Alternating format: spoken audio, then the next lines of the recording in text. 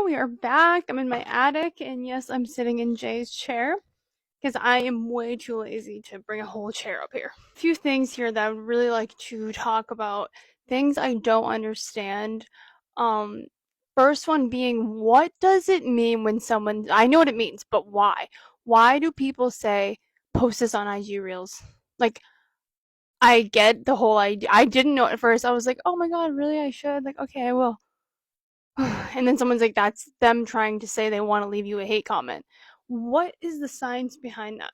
Why can't they just leave the hate comment on TikTok? I don't get why people have more courage over on Instagram because it feels like Instagram is actually a little bit more personal and like you could go to someone's profile and learn more about them than if you went to their TikTok because most people on TikTok are just viewers. Like seriously, where does that come from? Why did people start doing that? The real hate comments are on Facebook. Oh my gosh, I'm so glad I don't have a Facebook public thing because people are so fucking mean. It's probably because they're all like 30 and above and they don't give a fuck about feelings. Next thing I don't understand is duvets. Who the fuck is using a duvet? And if you are you okay?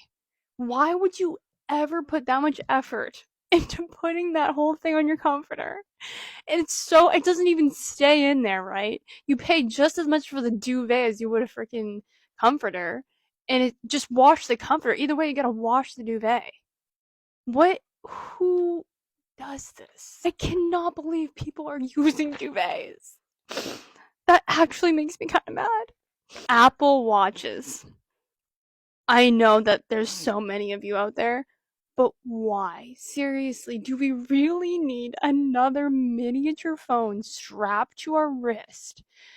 And I feel like people justify like, oh, like, I'm not on my phone all the time, like I have my watch. Yes, but I'll be talking to someone and like their phone won't be near them and I think I'm safe, like, oh, I can actually talk to them. Wow, there's no phone. All of a sudden they get a little ding, they go, I'm like, oh, that pisses me off more than looking at their phone, honestly.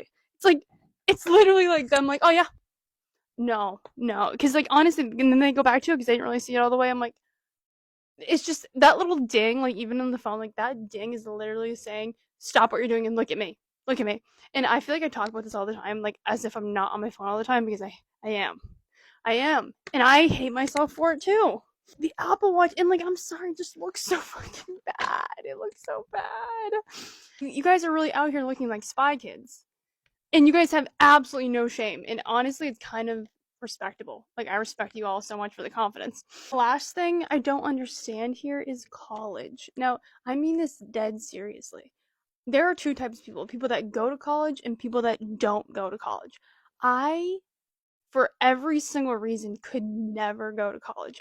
I can't live with other girls, first of all. I couldn't be a 20-year-old living with full freedom and go to class every day, like, willingly, and pay attention and do homework. Like, there would be no chance in hell that I would be able to do that. Not only that, I couldn't even make it into college. I did get into community college though, so please give me some credit. I'm in this Facebook page, like, for my town that I live in, and people are making fun of this girl who like goes around TikToking all over town, like doing the dances in public. And people are just like making fun of her and complaining about her, but it's like she's a teenager, and it's like we need to shut the hell up because this is the best thing these teenagers could be doing is they're just dancing. How innocent is that? If I was dancing, if I was just doing a TikTok dance when I was 19, then I probably wouldn't have a 5-year-old. I'm just kidding. I got pregnant after I turned 20. I did beat teen pregnancy. Please put some respect on my name. See, every single time I see a teenager TikToking, I'm like, thank God you're not doing drugs, you're not getting pregnant, you're not getting someone else pregnant. Like, I am here for this. The thing that's been bothering me is when people say to me or just anyone, oh, you are such a good mom, you spend so much time with them. And I just feel like we need to stop measuring how good of a mom is by how much time she spends with her kids. Because how can we really, like, that's not fair. All the working moms, all the moms in the military, all the moms that have to share custody. I feel like it's just me, but I don't think there's like a spectrum of like really bad moms and then good moms and then the best moms. It's like it's either you take care of your kids or you don't. And if you do, then you're a good mom.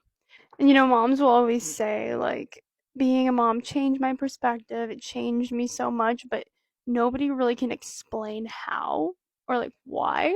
Many different ways that kids change you, but one way in particular that I was thinking about is the way that they live so surface level. Like, I'll never forget the time that Jay was like maybe 1.5, and he started showing interest in this certain family member that I did not like. And he liked this person. And I just thought in a million years, like, Jay would never like this person because I never liked this person and they were in my life forever, and he liked this person. And I just remember looking at them interacting, and I'm like, that's the thing about kids is they don't care about anyone's past. They don't care about anyone's status, how much money they have. They don't care what they did last night, what they're doing tomorrow. They only care if that person is smiling at them in that moment.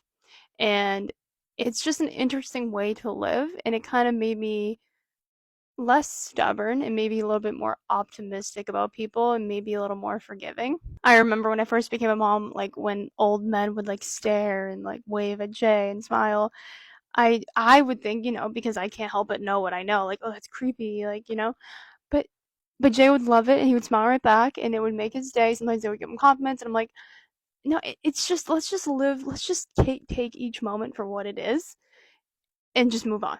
It's such a freeing way to live. And even now, I posted a video the other day about how like nobody was waving back to Rose in the waiting room, and I could not. I cannot predict the amount of people that were so angry at that video. So many people that were like, "Why would you want strangers to wave? Like stranger danger. You don't teach your kids that strangers are nice." And it's like I do. I want my kids to have an optimistic view on the world because I think if you do that, the happier they'll be and the more successful they'll be. I don't want to instill fear in them and make them feel like they're a victim and people are out to get them and we're surrounded by monsters because that's not even true. Most people are good. Obviously, I teach Jay about stranger danger, and I do teach him that sometimes people look nice and they're not nice. But if you're with me, it's definitely okay to wave to people, and it's definitely okay to say hi.